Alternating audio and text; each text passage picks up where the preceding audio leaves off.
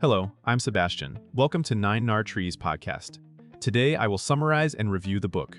The Family Crucible by Augustus Y. Napier is a landmark work in family therapy that invites readers inside the lived reality of change.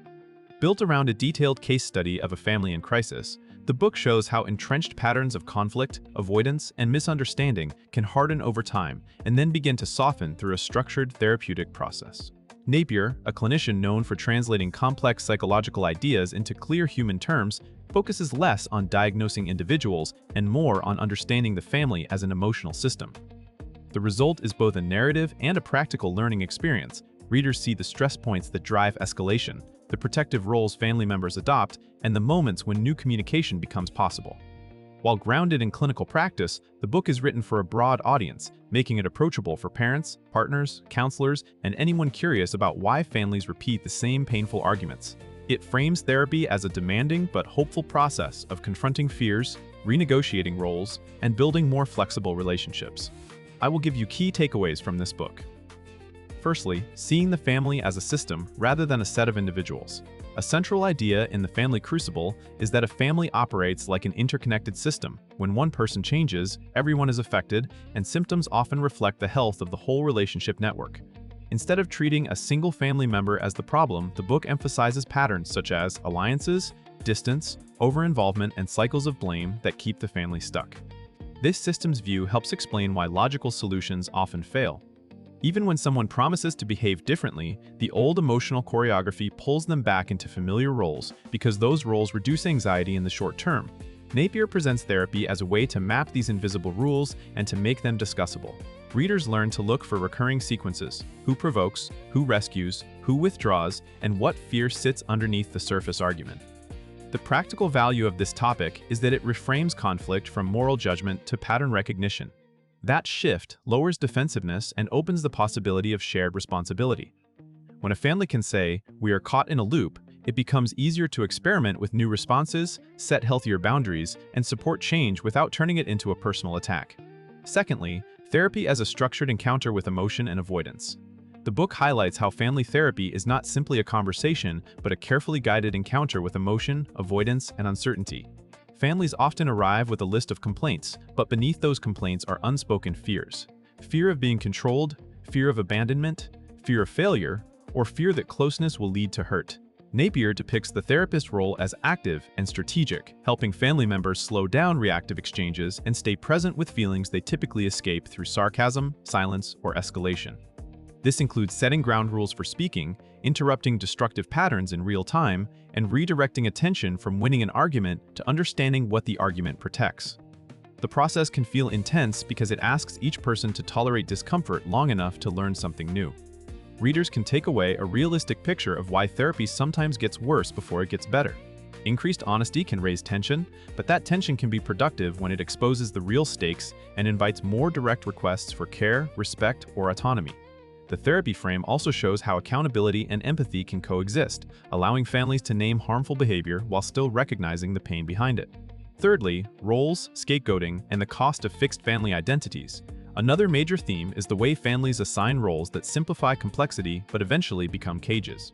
One child may become the responsible one, another the troublemaker, a parent the peacemaker, or someone the distant critic. These identities stabilize the family system by distributing stress, yet they also limit growth and intensify conflict. The Family Crucible illustrates how scapegoating can develop when a family channels its shared anxiety into one person, treating that individual as the cause of everyone else's distress.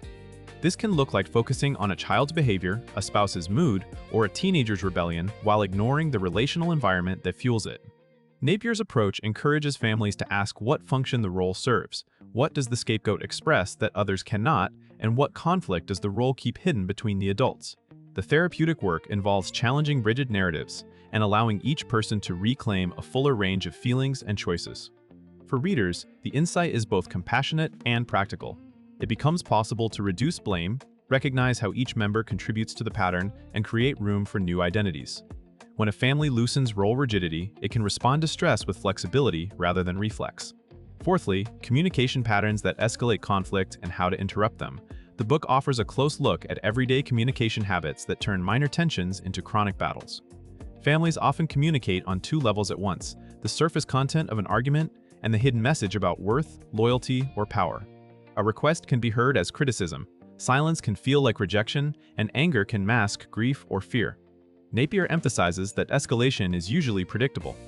People interrupt, defend, generalize, bring up old grievances, or recruit allies, and the conversation quickly shifts from solving a problem to protecting a self-image. The therapeutic intervention is to slow the process, clarify what is being asked for, and encourage direct statements of need rather than indirect attacks.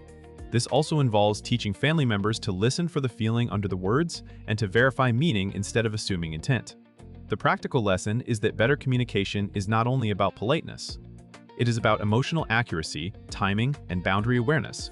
When family members learn to pause, name their experience, and ask specific questions, the whole atmosphere changes. Even if problems remain, the family gains tools to discuss them without triggering the same automatic spiral of accusation and withdrawal. Lastly, change, boundaries, and the long work of building a new family balance. The Family Crucible portrays change as a process of renegotiating closeness and independence. Many families struggle because they swing between enmeshment and distance. Some members feel smothered while others feel ignored. Therapy helps identify where boundaries are either too porous or too rigid and how those boundary problems show up in parenting, marriage, and sibling relationships.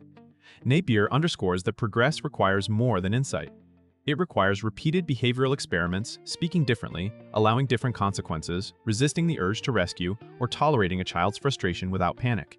As these experiments unfold, the family system resists because the old equilibrium feels safer even when it is painful. The book shows that setbacks are not proof of failure, but predictable reactions to change. Over time, healthier boundaries allow for more honest expression and less emotional caretaking. Readers can apply this by focusing on what they can control, their own responses, their clarity, and their consistency. The larger benefit is a new family balance, where affection does not require self-sacrifice and autonomy does not require emotional cutoff. This topic makes the book hopeful because it frames transformation as achievable, but only through patience, persistence, and shared responsibility. In conclusion, this book is best suited for parents who feel stuck in repeating fights, couples navigating the strain of parenting, adult children trying to understand long-standing family roles, and clinicians or students who want a vivid picture of how family therapy unfolds. It is also valuable for readers who are skeptical about therapy because it shows the discipline and structure involved rather than presenting change as vague inspiration. The benefit to a reader's life comes from the book's core reframing. Problems often live in patterns, not in one defective person. That perspective reduces shame and blame while increasing agency, since anyone can begin altering a pattern by changing how they respond. Readers can learn to recognize escalation sequences, identify avoidance, and practice clearer requests and boundaries, which can improve everyday conversations and lower household stress. Compared to many family and parenting books that focus on tips, rules, or individual psychology alone, The Family Crucible stands out for its concrete, case-based learning and its systems-oriented lens. It provides a realistic account of how difficult conversations actually happen and how professionals intervene. That grounded clarity makes it worth buying for anyone who wants both insight and a believable path toward healthier family relationships. If you would like to support Augustus Y. Napier, you can buy the book through the Amazon link I've provided in the podcast description. After reading the book, please let me know what you think and share your thoughts. See you around.